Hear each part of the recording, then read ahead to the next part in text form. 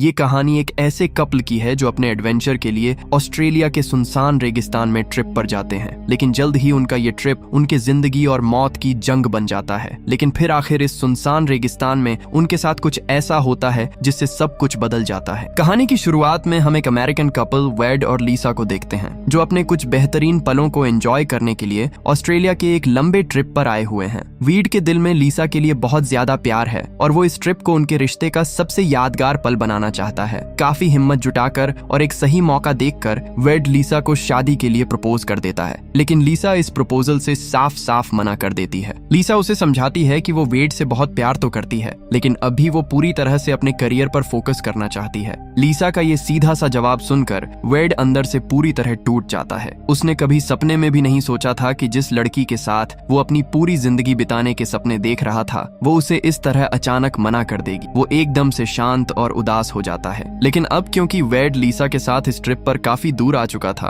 और यहाँ से अचानक वापस लौटने का उनके पास कोई तुरंत ऑप्शन नहीं था, इसलिए वेड अपने टूटे हुए दिल और उदासी के साथ ही इस ट्रिप को कंटिन्यू रखने का फैसला करता है। इसके बाद लीसा और वेड अपनी आगे की जर्नी के लिए एक कार को रेंट पर लेते हैं और ऑस्ट्रेलिया की खूबसूरत सड़कों पर घूमने के लिए निकल पड़ते हैं। रास्ते भर वीड बहुत ज्यादा अपसेट रहता है और खामोशी से कार को ड्राइव करता रहता है। काफी देर तक ड्राइव करने के बाद जब ये लोग एक बहुत ही खूबसूरत बीच पर पहुंचते हैं तो वेड को इतना ज्यादा अपसेट और उदास देखकर लीसा को भी अंदर ही अंदर बहुत बुरा लगने लगता है। लीसा उसके पास जाती है और वो वेड से कहती है कि क्यों ना हम अपनी पुरानी सभी बातों और टेंशन को भुलाकर इस पल को और इस खूबसूरत बीच की शांति को एंजॉय करें। वेड भी मन ही मन लीसा की खुशी ही चाहता था, इसीलिए वो लीसा की बात मान जाता है। इसके बाद वो दोनों समंदर के ठंडे और नीले पानी में स्विमिंग करने के लिए उतर जाते हैं। लेकिन इसी स्विमिंग के दौरान समंदर के अंदर तैरती हुई एक खतरनाक जेलीफिश अचानक वेड के पैरों से टकरा जाती है और उसे बहुत जोर से डंक मारकर बुरी तरह से जख्मी कर देती है।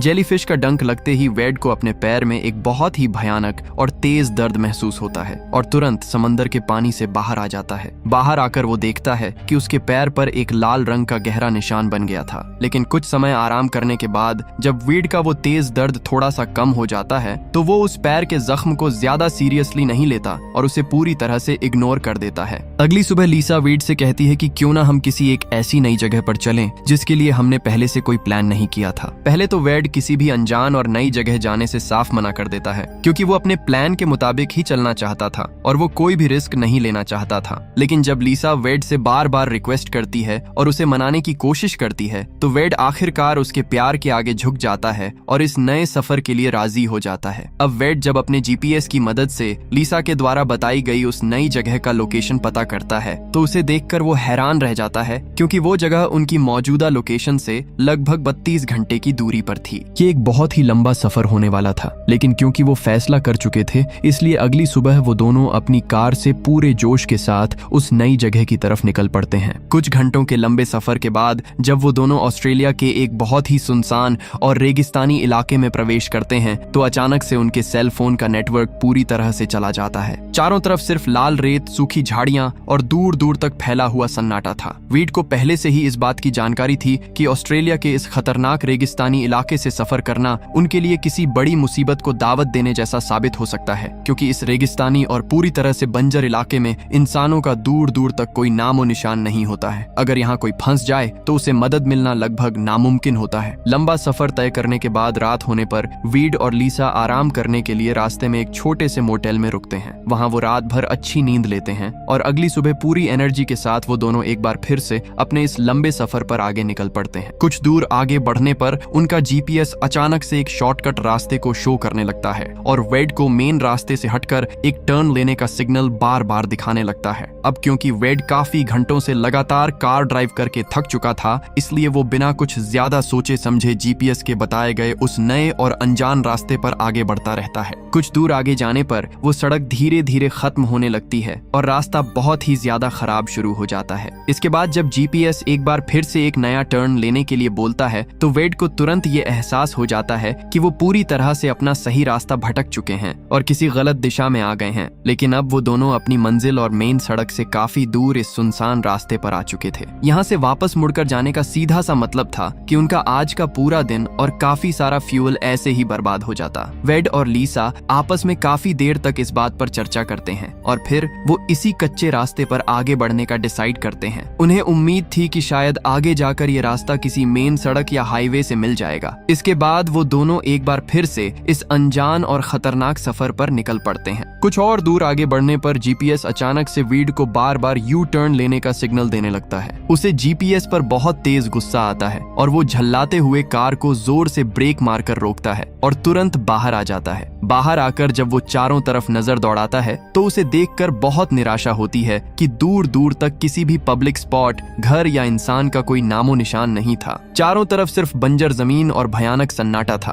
अब एक और बड़ी मुसीबत उनके सामने खड़ी थी। वेड की कार का फ्यूल भी अब लगभग खत्म होने वाला था। इसलिए अगर वेड अब बचे हुए थोड़े से फ्यूल में कार को सही डायरेक्शन में नहीं चलाएगा तो वो दोनों ऑस्ट्रेलिया के इस विशालकाय और जानलेवा रेगिस्तान में हमेशा के लिए फंस जाएंगे। इसलिए वेड सामने दिख रही एक बहुत ही ऊंची पहाड़ी पर जाकर आसपास के इलाके को देखने का डिसाइड करता है, ताकि अगर आसपास कोई पब्लिक स्पॉट या सड़क हो तो उसे ऊपर से साफ साफ पता चल जाए। इसके बाद वेड लीसा को अपने साथ लेकर उस ऊंची पहाड़ी की तरफ पैदल ही निकल पड़ता है। वेड को दूर से लग रहा था कि वो लीसा के साथ जिस पहाड़ी की तरफ जा रहा है वो बस थोड़ी ही दूरी पर है और वो लोग जल्दी ही वहां पहुंच जाएंगे। लेकिन ये वेड की बहुत बड़ी गलतफहमी थी, क्योंकि रेगिस्तान में दूरियां अक्सर धोखा देती हैं। वो पहाड़ी वेड और लीसा से काफी ज्यादा दूरी पर थी। उस पहाड़ी तक पैदल चलकर पहुंचने में ही इन्हें पूरी शाम हो जाती है और सूरज ढलने लगता है। ऊपर से देखने पर भी उन्हें दूर दूर तक कोई रास्ता या बस्ती नजर नहीं आती है। निराशा हाथ लगने के बाद वो दोनों वापस से अपनी कार की तरफ नीचे उतरने लगते हैं, क्योंकि इस सुनसान रेगिस्तानी इलाके में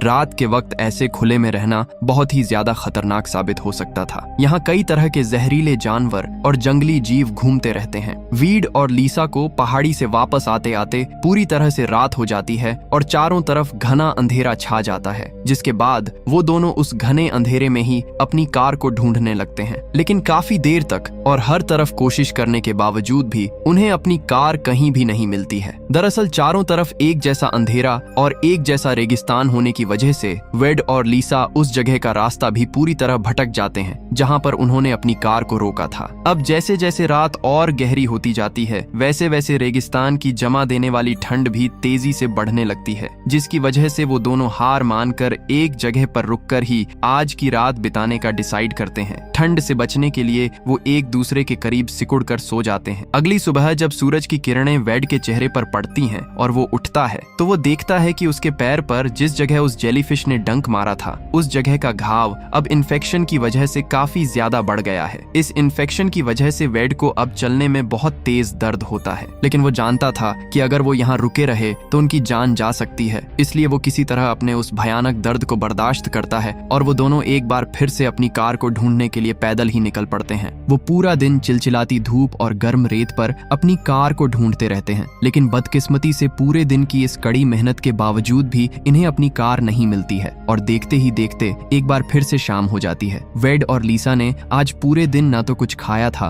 और ना ही पानी की एक बूंद पी थी। इस भयानक गर्मी और प्यास की वजह से उन दोनों की हालत अब बहुत तेजी से खराब होना शुरू हो जाती है। रात होने पर वेड और लीसा एक सुरक्षित सी जगह देखकर वहीं पर जमीन पर सोकर रात बिताने का डिसाइड करते हैं। थकान की वजह से उन्हें जल्दी नींद आ जाती है, लेकिन जब लीसा गहरी नींद में सो रही होती है तो इसी दौरान इस डेजर्ट में पाया जाने वाला एक बहुत ही खतरनाक और जहरीला बिच्छू उसे डंक मार देता है। सबसे हैरानी की बात यह थी कि गहरी नींद और थकावट की वजह से लीसा को इस डंक का जरा भी एहसास नहीं होता है और वो सोती रहती है। अगली सुबह जब वेड की नींद खुलती है तो वो हमेशा की तरह लीसा को जगाने की कोशिश करने लगता है, लेकिन काफी देर तक आवाज देने और हिलाने के बावजूद भी लीसा अपनी नींद से नहीं जागती है। जब वेड थोड़ा पास जाकर और ध्यान से लीसा के चेहरे को देखता है तो उसके होश उड़ जाते हैं। उसे पता चलता है कि लीसा के होंठ पूरी तरह से नीले और काले पड़ गए हैं और लीसा इस समय एक बहुत ही गहरी बेहोशी की हालत में है। लीसा की यह भयानक हालत देखकर वेड अंदर तक पूरी तरह से डर जाता है। उसे समझ नहीं आता कि अचानक रात भर में लीसा को क्या हो गया, लेकिन वो हिम्मत नहीं हारता और लीसा को अपने कंधों पर उठाकर किसी भी तरह अपनी कार को ढूंढने की कोशिश करने लगता है। हालांकि वेड के पैर का घाव अब बहुत ज्यादा बढ़ गया था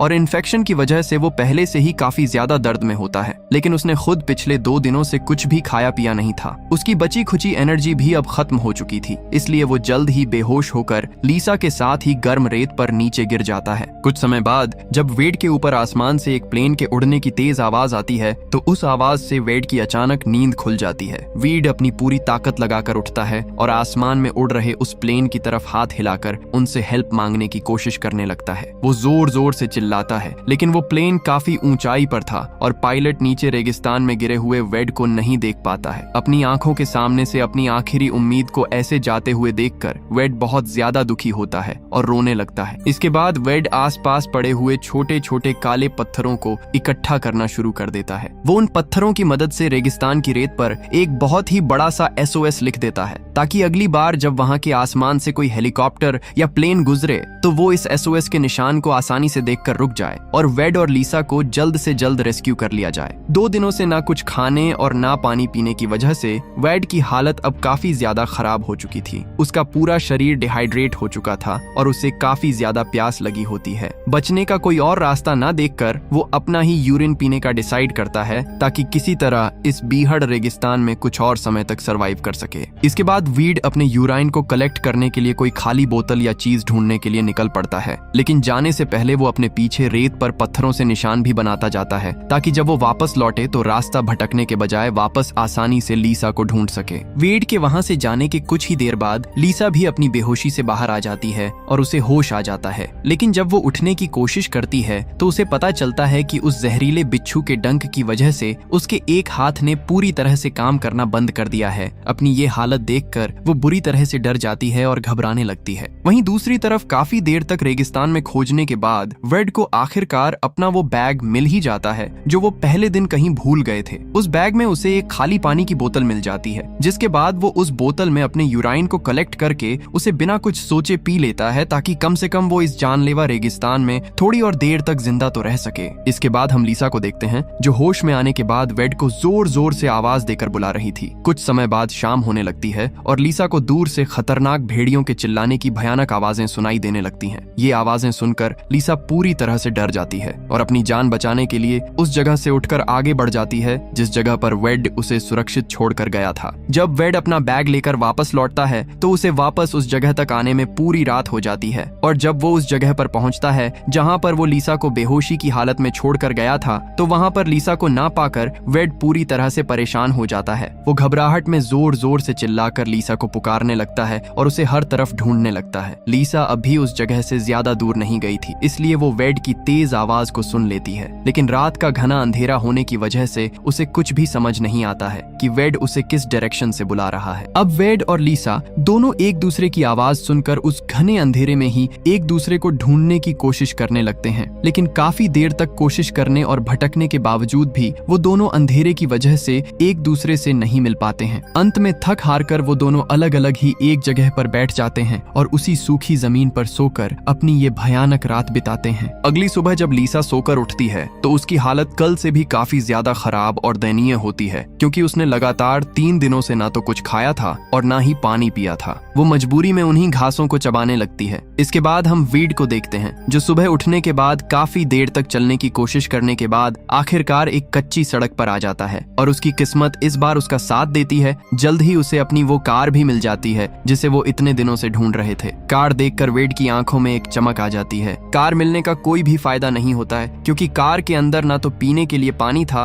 और ना ही कुछ खाने का सामान बचा था। और सबसे बुरी बात तो ये थी कि वेड ने पहले दिन कार से जाते समय जल्दबाजी में कार की अंदर की लाइट का बल्ब जलते हुए ही छोड़ दिया था, जिसकी वजह से कार की पूरी बैटरी पूरी तरह से खत्म हो गई थी और अब ये कार किसी भी हालत में स्टार्ट भी नहीं होगी। यहाँ से बचने का कोई भी रास्ता ना देखकर वेड एकदम टूट जाता है, लेकिन उसे लीसा की जान बचानी थी, इसलिए वेड अपनी कार का बोनट खोलता है और वाइपर फ्लूइड पीने का डिसाइड करता है। वो सोचता है कि इस फ्लूइड को पीकर वो अपने यूराइन को कलेक्ट कर सकेगा और उसे लीसा को दे सकेगा, ताकि कम से कम लीसा प्यास से ना मरे और जिंदा बची रहे। फ्लूइड पीने के बाद वो तुरंत एक खाली बोतल लेकर लीसा को ढूंढने के लिए फिर से निकल पड़ता है। अब देखते ही देखते एक बार फिर से शाम ढलने लगती है और रात हो जाती है, लेकिन वेड को लीसा कहीं भी नहीं मिलती है। इसके बाद हम वेड को देखते हैं जिसको वो जहरीला वाइपर फ्लूइड पीने की वजह से पेट में बहुत भयानक दर्द होना शुरू हो जाता है और वेड दर्द से तड़पते हुए वहीं पर रेत पर आग जलाकर लेट जाता है। अगली सुबह लीसा उस डेजर्ट की सूखी घासों और झाड़ियों को खाकर अपना पेट भरने की नाकाम कोशिश करती है, लेकिन लगातार 4 दिनों से पानी ना पीने और भयंकर गर्मी की वजह से लीसा को बहुत ज्यादा डिहाइड्रेशन होना शुरू हो जाता है। उसका सिर घूमने लगता है और वो पूरी तरह से टूटकर एक जगह पर रेत पर लेट जाती है। लीसा को लगने लगता है कि अब उसकी मौत तय है और अब उसे मरने से कोई नहीं बचा सकता कि तभी अचानक उसकी नजर रेत पर बनी हुई एक लाइन पर पड़ती है। ये वही लाइन थी जो वेड के द्वारा उसे ढूंढने के लिए खींची गई थी। उस लाइन को देखकर लीसा के अंदर जीने की एक आखिरी उम्मीद जाग उठती है। वो अपनी बची खुची सारी हिम्मत इकट्ठा करके किसी तरह बहुत मुश्किल से घिसटते हुए उस लाइन को फॉलो करने लगती है। काफी देर तक कड़ी कोशिश करने और दर्द सहने के बाद आखिरकार लीसा उस लाइन के सहारे वेड तक पहुंच ही जाती है। लेकिन वेड की हालत इस समय काफी ज्यादा खराब और नाजुक थी। उसके मुंह से लगातार खून निकल रहा था क्योंकि वाइपर फ्लूइड ने उसके अंदर के अंगों को खराब कर दिया था। वेड की ये दर्दनाक हालत देखकर लीसा बहुत जोर जोर से रोने लगती है और बहुत दुखी होती है। वो अपने उस फैसले पर बुरी तरह से पछताने लगती है कि उसे वेड से जिद करके इस नई और अनजान जगह पर जाने के लिए कभी नहीं कहना चाहिए था। अगर वो जिद ना करती तो आज वो दोनों सुरक्षित होते। कुछ ही समय के बाद जहर और इन्फेक्शन पूरी तरह फैलने की वजह से वेड की दर्दनाक मौत हो जाती है। वेड को अपने सामने दम तोड़ते देखकर लीसा बहुत बुरी तरह से टूट जाती है और पूरा एक दिन तक वेड की डेड बॉडी के पास ही बैठकर शोक मनाती है। अगले दिन लीसा अपने अंदर वेड के लिए जीने की हिम्मत लाती है और किसी तरह बहुत ही मुश्किल से अपने कमजोर शरीर को लेकर आगे बढ़ती है। काफी देर चलने के बाद फाइनली वो उस कच्ची सड़क और कार तक पहुंच जाती है। अगली सुबह जब लीसा की आंखें खुलती हैं तो उसे धुंधला सा दिखाई देता है कि वेड उसके सामने खड़ा है और उसे पानी पिला रहा है। लेकिन ये सब लीसा की आंखों का और दिमाग का एक भ्रम था। जब उसकी नजर साफ होती है तो वो देखती है कि वो वेड नहीं बल्कि ऑस्ट्रेलिया की एक रेंजर थी जो असल में आसमान से वेड के द्वारा पत्थरों से लिखे गए उस बड़े से SOS के निशान को देखकर वहां उनकी मदद के लिए आई थी। अब फाइनली लीसा को वहां से रेस्क्यू कर लिया जाता है और उसे तुरंत हॉस्पिटल ले जाया जाता है। इस तरह से वीडी अपनी जान की कुर्बानी देकर लीसा की जान बचा लेता है और ये एक सच्ची घटना है। इसी के साथ ये कहानी यहीं पर खत्म हो जाती है। दोस्तों,